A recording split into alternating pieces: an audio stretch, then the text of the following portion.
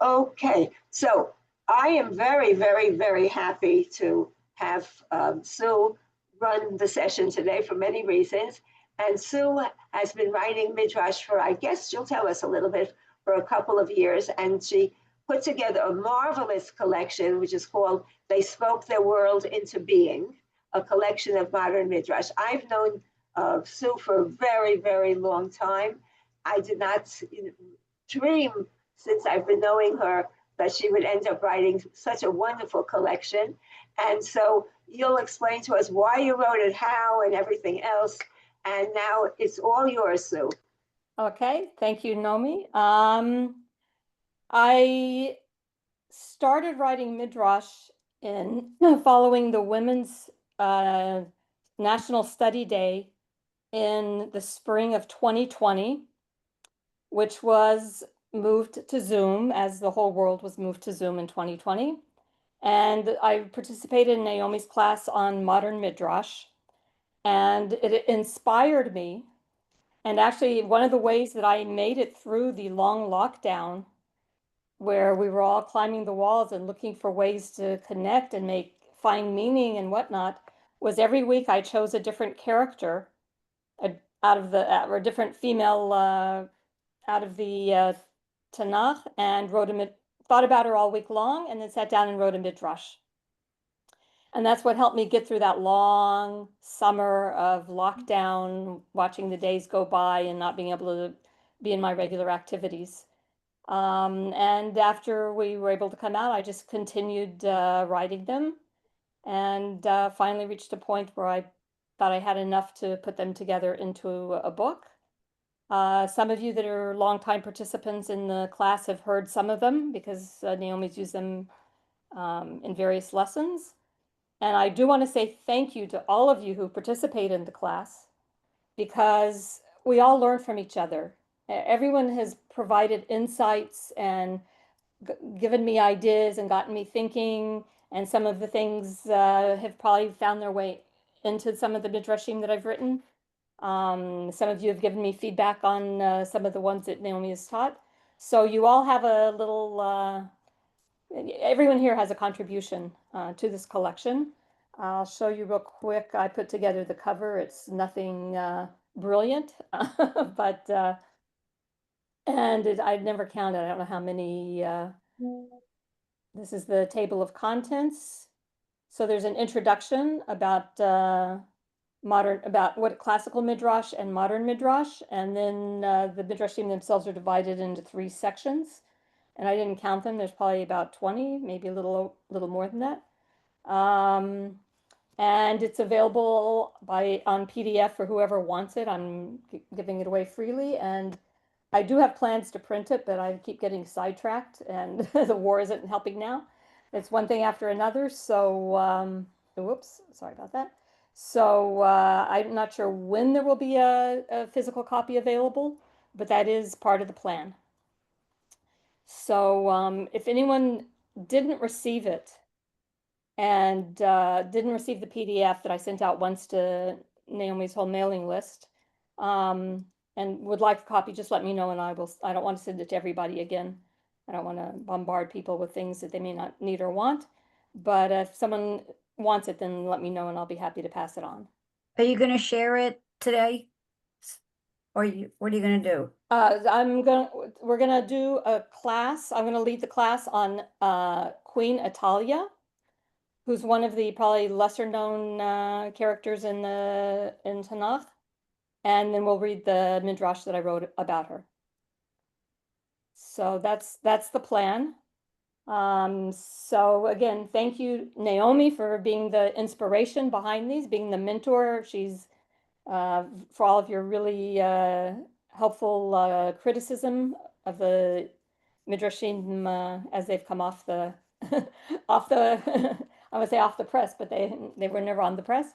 But as I've written them, and thanks again to everybody in the class.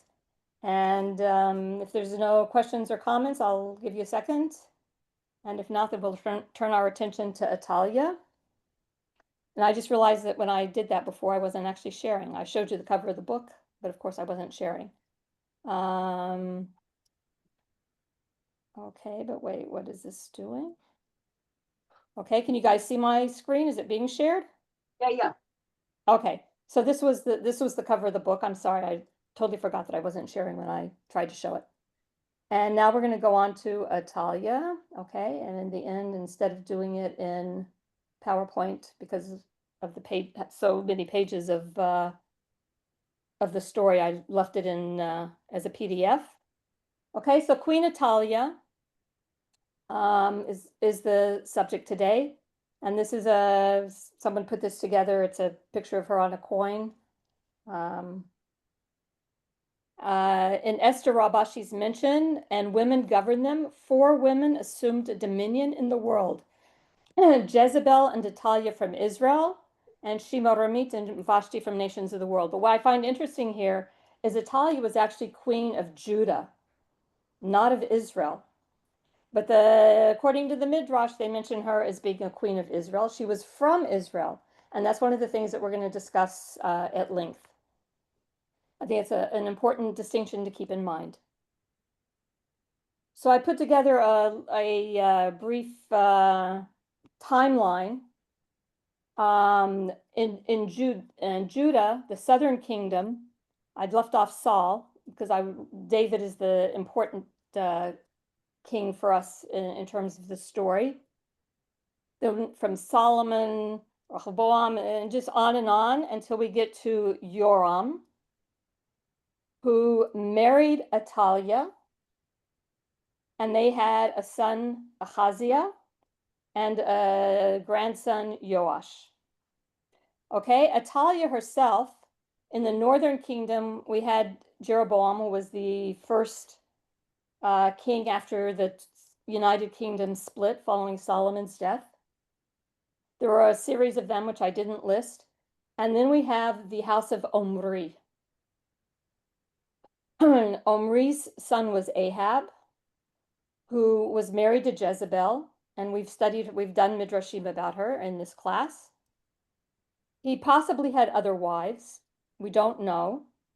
He had a son named Joram, okay, which is going to be confusing. We have a Joram who is Atalya's brother, and she's married to Jehoram, which has a hay in it, who was a king in the in Judah.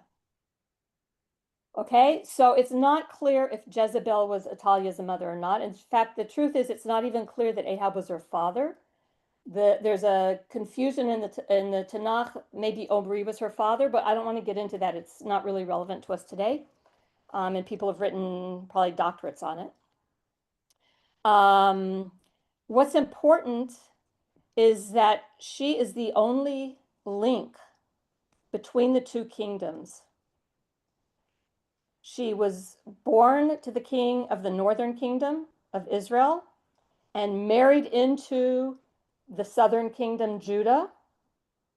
And so her offspring are really uniting those 2 kingdoms.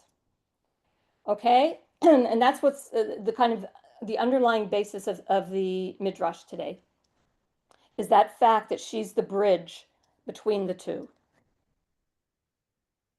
Okay, the house of Omri, if you read this story in Tanakh, and we'll read a very small piece of it that's specifically related to Atalya, they're very interesting because politically and economically, they were building alliances with neighboring countries, including with Judea. And there's external archaeological evidence to show that the house of Omri and Israel were very strong during this period. But the Tanakh looks at the Israel kings only through a theological lens. So they're described as being idolaters. The truth is the kings themselves didn't care what was going on with religion. So Ahab, for instance, he let Jezebel do whatever she wanted, and she was the one who was bringing in all of these idols and other gods. So the Tanakh dwells on Ahab as being evil because he didn't care about God and religion. Yet at the same time, the text shows that he actually was a strong leader. He took care of his people. We do have the story of Naboth's vineyard where I won't go into the details of it. For those of you that don't remember it, it's not really important. It's basically he's covets someone. This man has Naboth has this vineyard and he covets it. King Ahab, and so he frames Naboth and has him killed so that the king can take over the vineyard. And of course, the Tanakh made this is a terrible thing. Well, it is a terrible thing. But I ask, is it any worse than what David did to Uriah when he coveted Uriah's wife? And does the Tanakh make a huge deal about that and say that David is the worst king ever because of what he did? No. And so there's a real double standard going on here between King David, who, according to the Tanakh, might have done wrong, but we always forgave him, versus the kings of Israel who always did wrong. Okay, so we're going to look at a few of the verses that are related to our story today. Does someone want to read? Stevie, you're the top of my list, so I'll borrow from Nomi and Yeah, okay. Chronicles 21, 1 and 3. Jehoshaphat slept with his fathers and was buried with his fathers in the city of David. His son Jehoram succeeded him as king. Jehoram proceeded to take firm hold of his father's kingdom and put to the sword all his brothers, as well as some of the officers of Israel. Okay, wait, okay, we'll stop there. So there's the kings in Judah that we're talking about.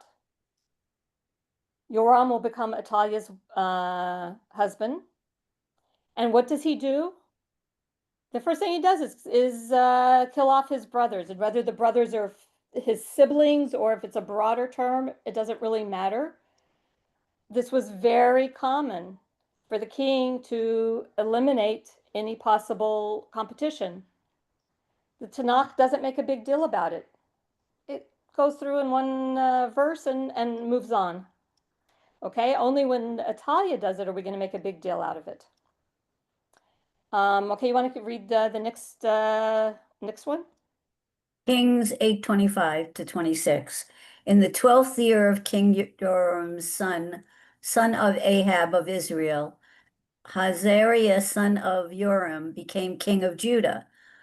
Ahaziah was 22 years old when he became king, and he reigned in Jerusalem 1 year. His mother's name was Atalya, daughter of King Omri of Israel. Okay, so they're basically saying we have a Joram who's a king in Israel, and Ahaziah, who is Joram, the other Joram, who's the king of Judah. His son becomes king, and Atalya actually becomes the queen mother. Okay? And let's go on. The next one is the important part. Ahaziah was short-lived. And when he dies, okay, this is what happens when he dies. So I'll let you just read. Yeah, Kings 11, 1 to 17. When Atalya, the mother of Azariah, learned that her son was dead, she promptly killed off all who were of royal stock. But Yehoshiba, daughter of King Joram and sister of Hazariah, secretly took Haziz's son Joash away from among the princes who were being slain and put him and his nurse in a bedroom. And they kept him hidden from Atalya so that he was not put to death. Yeah. You don't see the next page? No. Does anyone see the next page? No? No. Okay. That's odd. It's I don't know what to say. That's There you go. Okay. Okay. He stayed with her for 6 years, hidden in the house of God, when Atalya reigned over the land. In the 7th year, Jehoiada, sent for the chiefs of the hundreds of the Karaites and of the guards, and he had them come to him in the house of God. He made a pact with them, exacting an oath. Whoops. Okay. Exacting an oath from them in the house of God, and he showed them the king's son. The chiefs of hundreds did just as Jehoiada ordered. Each took his men, those who were on duty that week and those who were off duty that week, and they presented themselves to Jehoiada, the priest. The priest gave the chiefs of hundreds King David's spears and quivers that were kept in the house of God. The guards, with their arms at the ready, stationed themselves from the south and in the house to the north end of the house, at the altar and the house, to guard the king on every side. Then brought out the king's son and placed upon him the crown and the insignia. They anointed him and proclaimed him king. They clapped their hands and shouted, "Long live the king." Okay, wait a second. Okay, someone else want to continue reading? Norman, you want to read the continue? Sure. When Atalya heard the shouting of the guards and the people, she came out to the people in the house of God.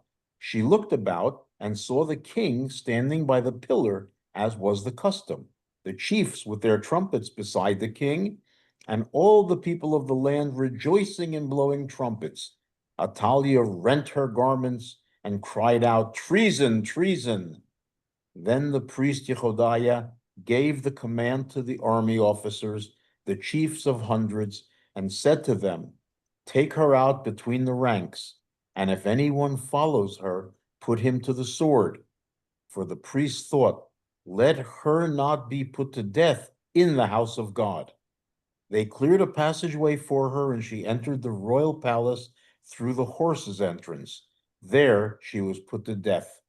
And Jehoiada solemnized the covenant between God on the one hand and the king and the people on the other, as well as between the king and the people, that they should be God's people.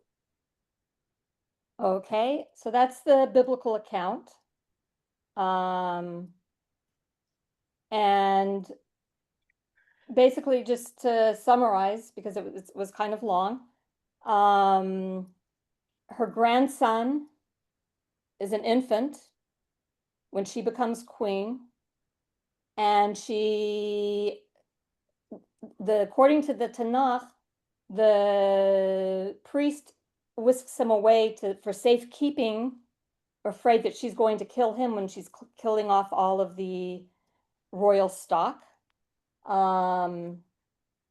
and raises him until he's 7. And at that point, decides that he's old enough to be anointed king. So you have to ask a 7-year-old anointed king who's really ruling the country. It's obviously not a 7-year-old. And has Atalya put to death. So that's the story, the main story about her in the Tanakh. And that will also be the basis of the Midrash that I wrote. So before we look at the Midrash, let's look at some art. And why is this not going down? Okay, so a lot of the art obviously is going to deal with her killing off the children. Which my first question is, if her husband Joram killed off the royal stock when he became king, as stated in Chronicles, who's left for her to kill?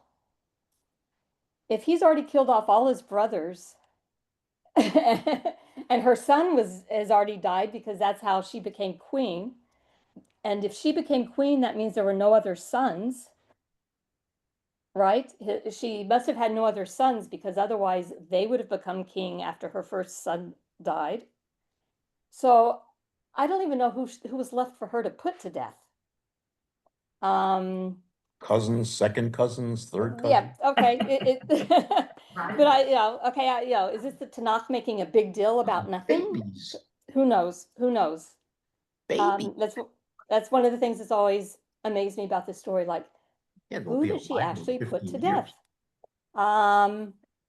But a lot of the art shows exactly here. They're slaughtering an infant. She's not actually doing it. She's having I don't know, you want to call him a knight in the Bible, but one of her soldiers. And here also they're putting children to death or getting ready. Here they're not actually children. Here they're some of them are grown. You see the man over on the right. He's a grown man who's being knifed. Here they're hugging a child. So there's lots of people for her to put to death from the royal family. There are a handful of artists who chose to paint her as a ruler. This is her with her son, or this is actually her grandson, excuse me, her grandson. Here also together with the grandson. So you also have to ask, well, if the grandson is in keeping with the priest to keep the grandson safe away from her, the artists saw them as being together. The Tanakh does not necessarily support this vision. Here we have a series of paintings where she's being expelled from the temple and taken out to her death. So here the soldiers are holding on to her and are going to take her out to kill her, and the child is on the throne. That's her grandson. Wow. Yeah, okay. Here Dore is one of his typical wood engravings, and they're putting her to death outside of the temple. Here they're pulling her out of the temple by her hair. As a rather gruesome image of how they're taking her out. And Racine wrote a famous play. It's probably one of the things for which he's most noted is through his play. The play itself was written in 1691. And here's a photo that it claims is from the 1850s. I said, well, that's a pretty amazing photograph for 1850. I didn't even know that photography was that well developed, although there are photos from the American Civil War, so maybe.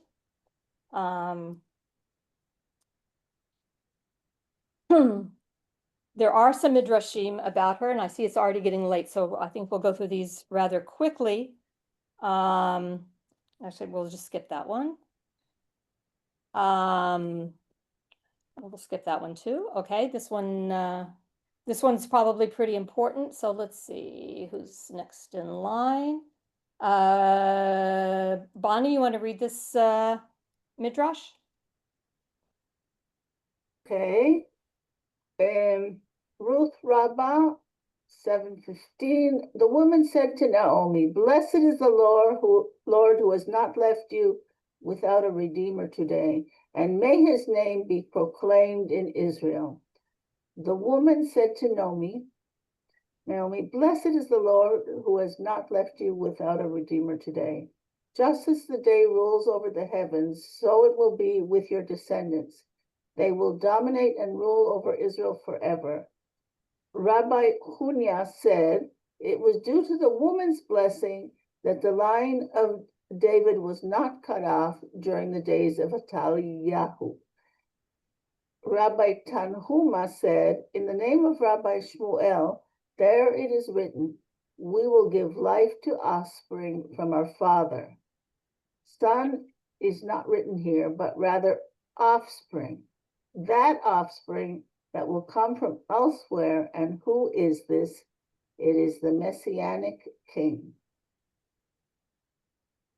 Okay, I think this midrash kind of sums up why the classical rabbis despised Atalya. They see her as cutting off the line of David. If we were to go back, let me collapse that and we see all of these kings are direct descendants of David. The only ruler in Judah who was not a direct descendant of David was Atalya. And I think that was just too much for the rabbis who tend to be very Davidic focused to accept. So I think that's kind of a summary of why there's probably a number of reasons why she's also a female. Let's face it, they probably weren't real happy to have a queen ruling, but the fact that she was not from the Davidic line, my guess is the strongest thing against her. And Naomi, I borrowed out of your blog, Justice for Queen Atalya. And I think this also sums up some of these issues. For some reason, the Ashkenazic tradition does not want us to know about her. Do they find it disturbing that a woman actually ruled for 7 years? Do they find it disturbing that there was a coup d'etat sponsored by a religious leader, which resulted in the execution of a legitimate ruler, and that we actually didn't dwell on? The priest had the queen executed. It was basically a coup d'etat by a religious leader. Do we wonder if she actually killed off all her offspring? Or was that just inserted into the text to demonize her and justify why they had to kill her? So I think Nomi here has summed up for us a lot of the key questions on why the tradition is so harsh on Atalya. The only rule, that's not, I take back what I was about to say, it's not 100% true. So why were they so much against her? So I wrote this Midrash. It was actually inspired. I've been in a series of lectures by Rabbi Benny Lau. I don't know if you guys are familiar with him. He's one of the, he's a modern Orthodox rabbi who comes from a long line of very religious, the Lau family is very prominent. He himself is on the more liberal side and very much wants to make Tanakh available to the public. And he's one of the founders of the 929 project. If any of you are familiar with it, it's a project where they basically, there's groups of people all over the world who every day read a chapter of the Tanakh, and there are 929 chapters, so that's how long it takes to read. They take Shabbat off. So reading 6 chapters a week, that's how long it takes to read. It's a 3-year cycle. And so this series of lectures he gave, several of them have dealt with Atalya and Ahab and the things that were going on. And he actually has a surprisingly favorable view of the house of Omri and of Atalya. And I say surprising because he comes from a very religious background. And the religion usually badmouths these people. They were idolaters. And he said they were actually positive leaders. We should only have such good leaders in our country. Leave religion aside, as the political and economic leaders, they did a lot for Israel, which was the stronger kingdom than Judea. Okay, so anyway, based on one of his lectures, I became very interested in Atalya and started doing some research on her. And that's the basis of this Midrash. So we don't need to read, let's scroll down. We don't need to read these verses again. We already read those. And I don't remember how many, let me count how many pages there are. Where are we? So how do I do this? All the Zoom things are getting in the way. What page am I on? Here. So 21 to, this is back to 3, 4. So I guess we need 10 readers. So here we go. I'm going to borrow straight out of Nomi's thing. You guys, these I've already read.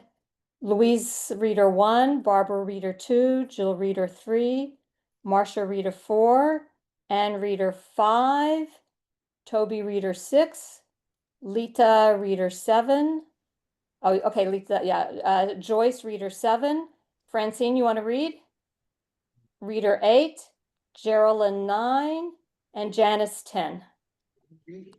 No. Geraldine, you don't want to read? Okay, so Janice 9, and then we'll go back to, we'll let Bonnie read number 10. Okay, so the name of the Midrash again is Queen Atalya and the Reunification of the Kingdom.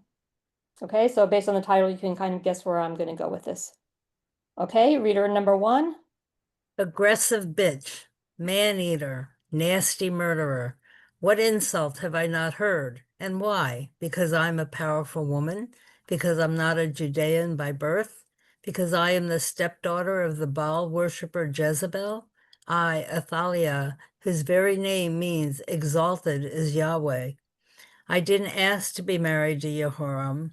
It was forced on me for political purposes. And how did Jehoram become king of Judah? He killed his brothers. Nasty murderer? No, royal business as usual. Double standard. But let me start my story further back. I carried the burden of being the daughter of Ahab, who together with my stepmother Jezebel brought idolatry back to the northern kingdom of Israel. My father married me off to Jehoram, king of the southern kingdom of Judah. I was just a political pawn so that Israel could officially establish an alliance with Judah, a partnership my father wanted.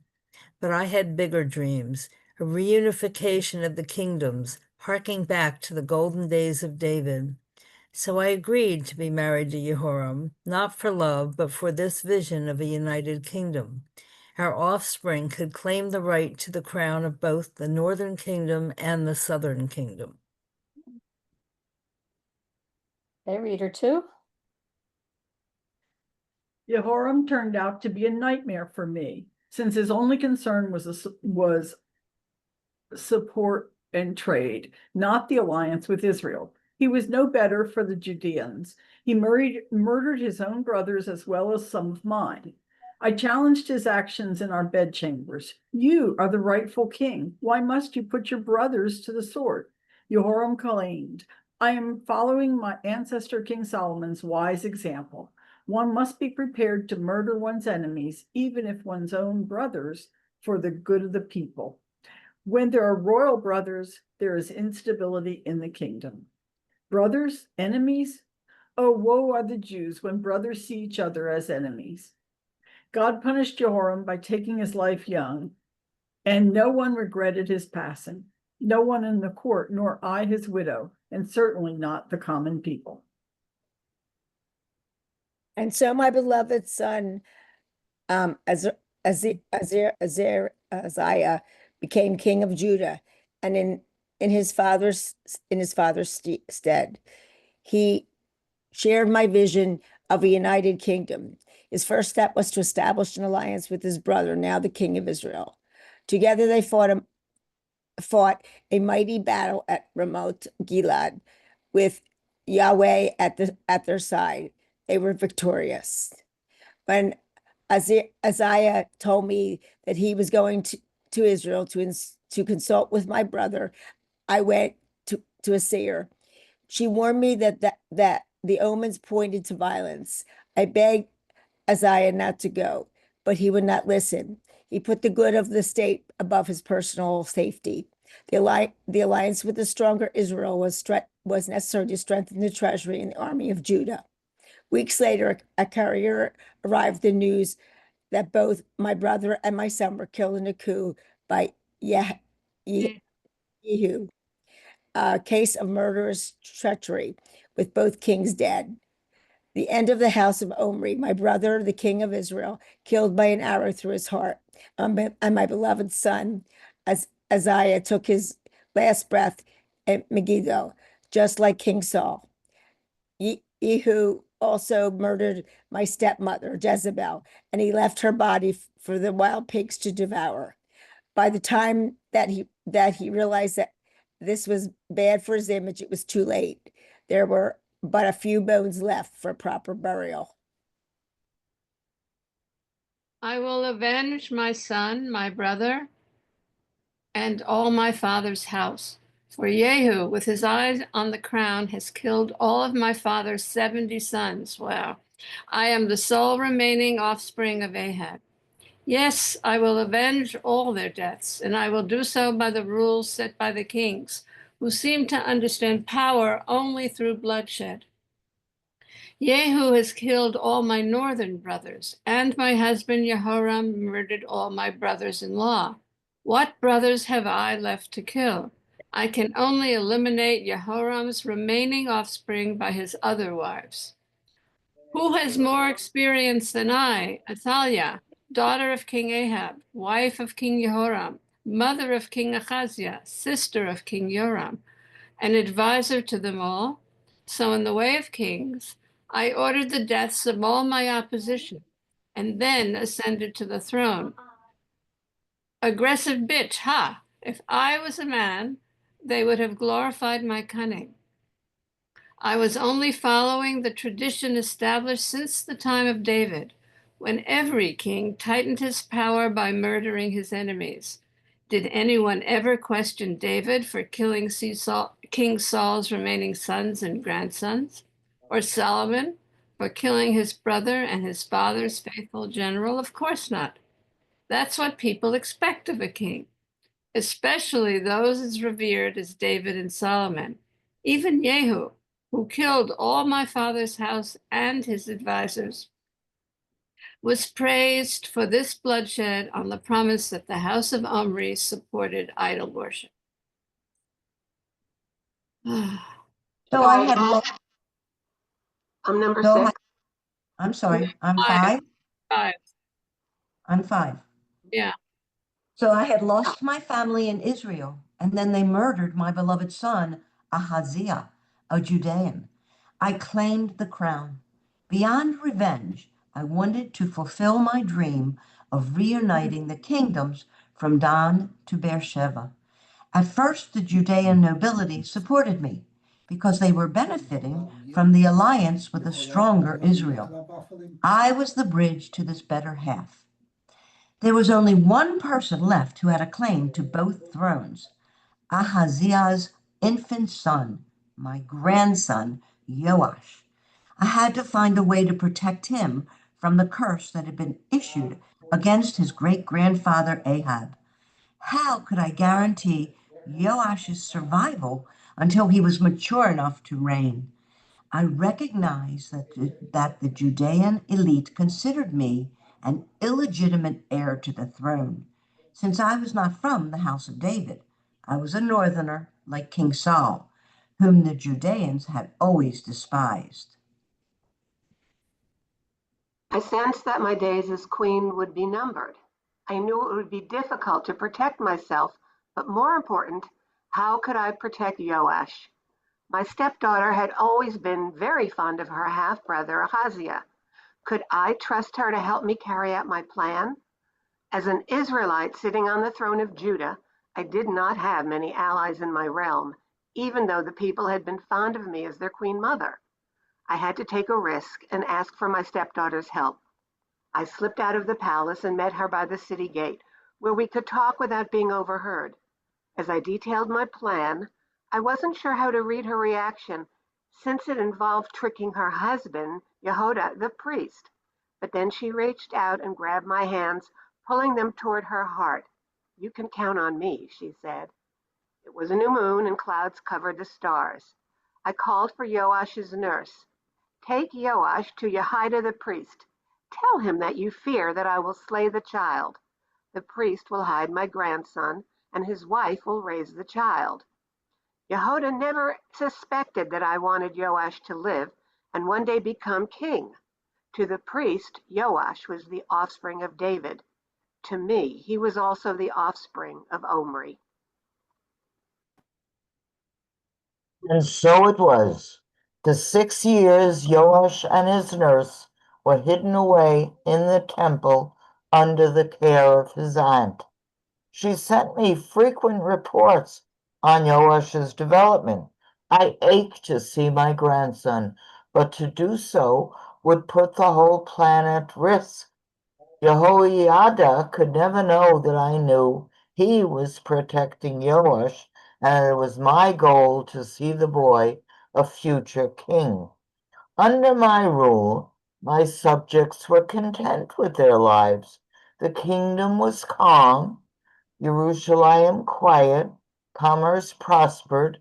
I relaxed the laws against Baal worship, which pleased the general population as much as it angered the priest and probably God. My Israeli entourage of scribes, artists, and court attendants brought a higher culture from the north to Judah. Any attempt to overthrow me would come only from the priestly establishment, certainly not from the common people. The army was divided. Because I had put an end to the wars, the officers were eager to fight, while the foot soldiers were content to remain in uniform without going off to battle. Of course, the later scribes chose to hide this prosperity because in their eyes I was not the legitimate ruler from the house of David, or maybe worse, because I was a woman. I thought I had more time, but whoever controls the future king controls the power. Yehuda, the priest, was impatient to be rid of me and to restore David's Sicon to the throne. Joash was only 7 years old when Yehoiada set his conspiracy into motion, on Shabbat no less. How can he call me the idolater when he disregards the sanctity of Shabbat? When I heard the commotion, I ran to the temple, and there was Joash, looking bewildered as he sat upon the great chair with an oversized crown slipping off his head. The big moment had come. I would pay with my life, but my grandson would inherit the kingdom. Dear Lord, is he still so young? Give him the strength and the wisdom to rule well and to unite the kingdoms of Israel and Judah. I see in a vision that Joash will avenge my assassination by stoning the son of Yehoiada. I pray that Joash die in old age and in his own bed. Okay, and that's the end. I guess I didn't count right when I divided up the end. And just as a postscript, you can see from the footnote, Joash, he ruled for 23 years and then he was assassinated. He did not die of old age in his own bed. He was assassinated by a group of his own couriers. So Why? that's what? Why? I mean, what was their reason? Do we know? He at first was very religious, and then he started to kind of go off and get loose on idolatry and what was going on in the temple. And as many of the kings, there's like the cycles that repeat themselves in the Tanakh, and he was part of the cycle. Mm-hmm. So I don't know if anyone have questions, comments. It's a little more complex than a lot of the Midrashim because there's a lot of yeah, Joyce? Yeah, how did you get interested in studying such a bloody time of our history? Again, it started from this lecture that Benny Lau did. Rabbi Benny Lau gave.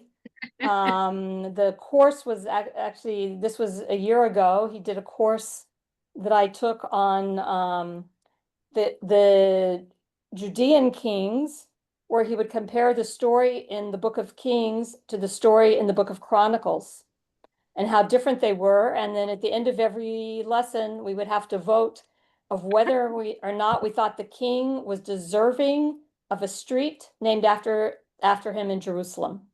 Ah, Okay, and a lot of times, you know, in the Book of Kings, he was terrible, and in the Book of Chronicles, he was whitewashed. Sometimes it was the opposite. As we learned most of them, there's a lot of gray area, which is true of every political leader, whether they be in the Tanakh or whether they be historical figures or contemporary politicians. Even the most despicable leaders can occasionally do good things, and even the really positive leaders can occasionally have scandals that make us say, whoa, wait a minute, this is the person I want leading me.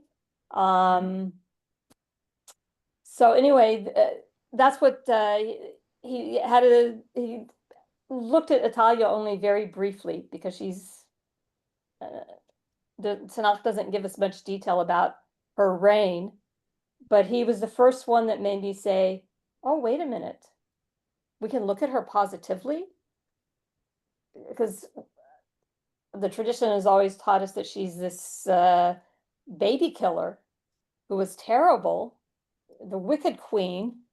And so based on his comments, I went, and it turns out that in modern scholarship, there are a lot of people who are reconsidering her image and her role and see her, the fact that she managed to rule for 7 years already says somebody was in favor of her. They would have killed her off a lot quicker.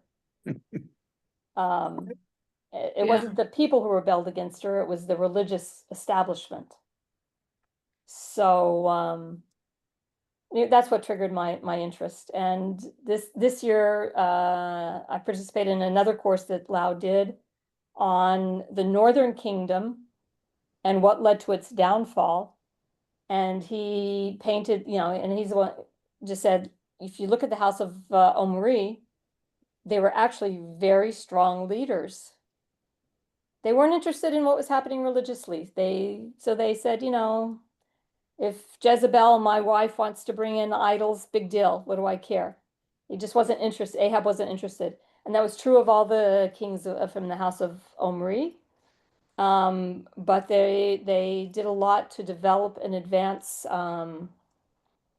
Israel as a kingdom. So it's a fascinating period. And it's a period that we don't study as much. I mean, if most of us who are familiar with Ahab and Jezebel, it's in the context of Eliyahu, right? It's in the context of Elijah, who was the prophet who was prophesying against Ahab and his actions, and they was taking them on. But Elijah himself is problematic, and not always the best role model of what a prophet should and could be. And I think that contributes also to kind of this wicked image that we have of the House of Omri is because of his relationship with Elijah, who the tradition likes to treat kindly as the precursor of the Messiah, but he's actually a very problematic figure himself, if you read the text. So that's how I got interested in it. And Atalya, being a female, really sparked my imagination. And the fact that she is the only bridge between the two kingdoms. And actually from her grandson on, all the kings actually have northern blood in them because they're his offspring, his future generations, which also I find really interesting. And maybe there's a message there somewhere for us in the fact that you can try and reunite when the people are so divided, Yeah. which could We be were extremely bloody. yes, yes. But the Yeah. Tanakh, there's almost every period in the Tanakh, if you read it, there's a lot of killing and bloodshed. I mean, Bloodshed. David himself is like, the king of bloodshed, and his sons killing each other. And, Yeah, and the rivalry there is equal opportunity, both men and women. yeah. But the yeah. one that we remember for being bloody is Atalya. Wow. And I think your title should be "We Speak Their World into Being." Ah, okay. Because without you, we wouldn't all know all this. Okay, thank you. Any other questions or comments about the Midrash in particular, about Atalya? I don't know if any of you have had a chance to look at the book, if it's something that interests you. I know when you have it, then you receive it by email, and then you say, "Oh, I'll look at it later," and then forget about it because it's an attachment to an email someplace. Yeah. We've all been down that road of the things that we save, meaning to get back to and read, and never do. It's a lot easier when you have a book piled on your night table. But I would like to just really, first of all, this is a wonderful presentation, and some of the people wrote in the chats, how great it was. And fantastic, Stevie wrote fantastic class in Midrash. But what I would like to just say, which I think, first of all, Sue can be a role model for all of us, which is that making, what is it, lemonade out of lemons? In other words, when you're in the situation of where everything seems to be very negative around you, and then instead of complaining, to do something about it. And so I think, and so her writing, as she said at the very beginning, helped her get through a difficult time period. And also, I mean, by the way, when I began to write Midrash, it was the same thing. It was to help me go through a time period. But unlike Sue, who's really advanced way beyond what I did, I sort of kept in line with the regular stories of the Tanakh. I didn't deviate that much. What's brilliant about what Sue has done is she's using these questions, and she's utilizing the problematics of the text and really writing new midrashim on them. And she's really creating very, very interesting characters. And we've studied quite a few of them. The one that you did with Bilhah was really also very brilliant. The rape of Bilyah by Reuben. And so, and this is what real midrash is, to find a little bit of something, like the connection, the different story in Chronicles, and then turn that into a midrash, because of the difference of it's not so much a gap, but it's some sort of a contradiction which leads to a question. I want to just add, though, is that in the tradition, you didn't mention this, but in the tradition, she is often understood to be Jezebel's daughter. right. I chose not to make her the daughter. I mean, first of all, it's not even 100% clear that Ahab is her father, right? Because the text says it at one place that Omri is her father. It never says that Ahab is her father, but it does say that Ahab's son is her brother. Right. So there's this contradiction in the biblical text that you have to, as I say, the scholars that are writing, I found lots of articles dealing with this question of who is her father. So Jezebel could have been her mother. I chose to make it a stepmother. We have no evidence in either direction. So, but the tradition, because then what you have is the assassination of two strong women, right? By bloody means. And there's much more description about Jezebel's, destruction. And she and Ahab are turned into, curse words, Whereas Atalya, and that's why she's not known. She's not known because the Bible doesn't turn her into a curse word. All right. Right. Okay. Mm-hmm. Maybe it just occurs to me listening to your retelling of the story. Maybe it's because Joash is her son. If they turn her into a curse word, then it's problematic for Joash. Mm-hmm. So that's a possibility. Go if it's possible for you to go back to one of those pictures where the two of them are meeting up, the mother and the. There was a picture where Why is it not letting me go up? son. He's Yeah. on the There's this one and this one. Right. So Yeah. right. So I think so. The first one, go to the one before. So this one actually shows them having a relationship. All right. Mm-hmm. With the visitation, it's true there are other people there to possibly protect her. But look at the second one. The second one is, I think that in the background, the person wearing white and blue is probably whatever her name was, Yehoyasheva or whatever. Uh-huh. She's sort of guarding over her. And there's, if you notice, a person in the background who looks like an army person, right? Mm-hmm. Actually, I could make this bigger for myself so I could see it. Yeah.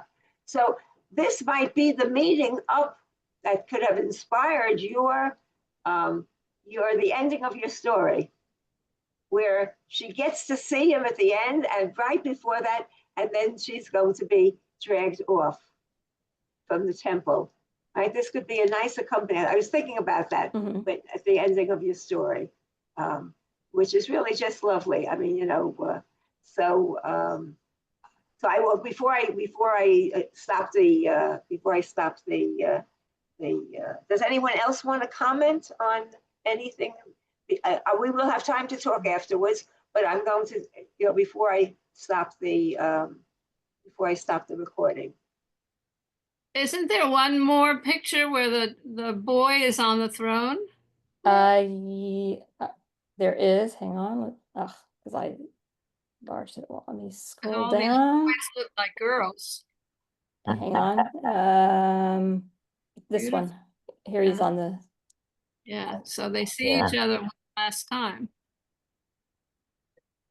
Yeah, she's being dragged off here, and she is looking at him. Yeah, but he's not lifting a hand to help her. He's 7 years old. It's a grandmother he may or may not actually know. He doesn't know she's his grandmother or his mother or whatever. Yep. But he looks more than 7 in this one. Not much. For sure. Yeah. Sure. But sure, 7. But he hadn't been living with her. He'd also been living with the Really know her priest. at all. He doesn't know her at all. Right. Also, the one with him on the crown, the crown is the one with the high priest there. In the back. One with with him on when she's chased from the temple. Yeah, I assume this is the high priest in Yes. blue, and the question is, who is the other child in the picture? Yeah. Who's what? Oh, right. Yeah. Okay. Anyway, it's very, very interesting. The prince and the pauper. The other child is the pauper, and one It is could it could be. By the way, I think some of the art might have been very interested in. I had sent this to Sue. There was a whole bunch of queens who were assassinated. But actually, I could just occurred to me I could actually share screen too, right? Yeah. Right. Yeah. I'll stop sharing. Okay. Right. So I could share a screen. So 1 second. No. Let me just show you this interesting picture. Why is it not stopping? It doesn't matter because I think now this is going to show up, right? yeah, here. Yeah. So one here is Atalya, all right? But you also have the death of Brunhilde, the Queen of France, the suicide of Queen Tito. I guess she's jumping from the top of the roof up there. You have Lucretia. You have Virginia killed by her father. to save her from Claudius, and Okay. Nero pauses for a drink during the mutilation of his mother's body. So you have here, this is Boccaccio, the fates of illustrious men and women. All right, I'll just make it bigger. So, all Oh, right, so you have what I think what I was reading was from left to right. So it would have been from here to here to here, and then here to here to here. So this whole idea, I think that one of the fascinations in the art might have possibly been because of what happened to other women in that time. And let's not forget Mary, Mary Queen of Scots. Queen of Scots, yeah. So okay, so I'm going to stop anyone else want to add something, and then we could stay on and talk some more, not necessarily related to this. So I'm going to stop the recording.